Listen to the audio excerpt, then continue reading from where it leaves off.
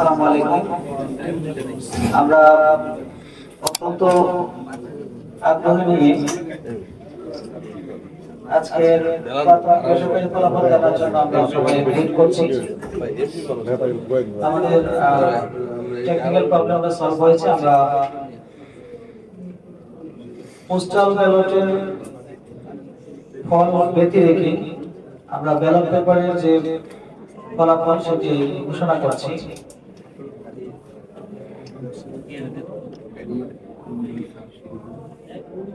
প্রতিদ্বন্দ্বী প্রার্থীর নাম জনাব কয়েশ্বর চন্দ্র রায়, বাংলাদেশ জাতীয়তাবাদী দল বিএনপি, ধানের শীষ মার্কায় ৯৮,৭৮৫ ভোট পেয়েছেন। জনাব মজিবুল হাওলাদার, বাংলাদেশ সমাজতান্ত্রিক দল বাসদ, তিনি ময় প্রতীকে ১৯৬ ভোট পেয়েছেন। মোহাম্মদ রৌশন ইয়াজদানি, গণফোরাম, উদীয়মান সূর্য প্রতীকে তিনি ১৭৪ ভোট পেয়েছেন। জনাব মোহাম্মদ জাফর, বাংলাদেশ কংগ্রেস, তিনি ডাব প্রতীকে ১৫০ ভোট পেয়েছেন।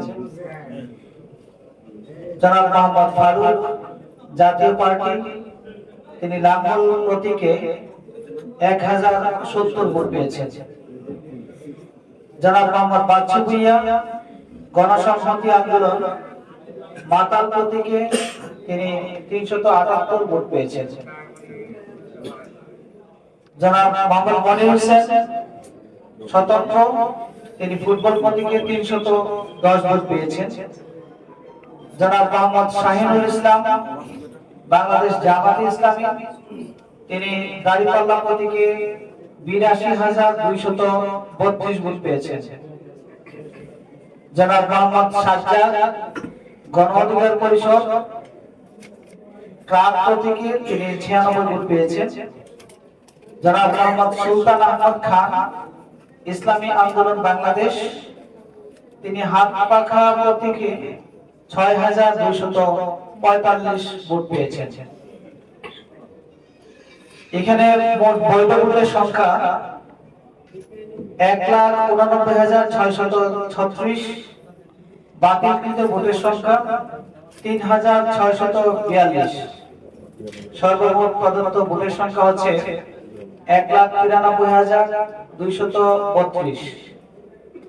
প্রদত্ত ভোটের শতকরা হার ৫৩.৭৫%।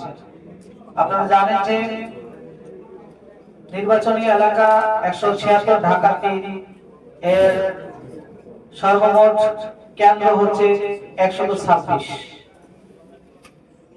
এই ছিল আমাদের হাতে আজকের এই ব্যালট পেপারের ফলাফল।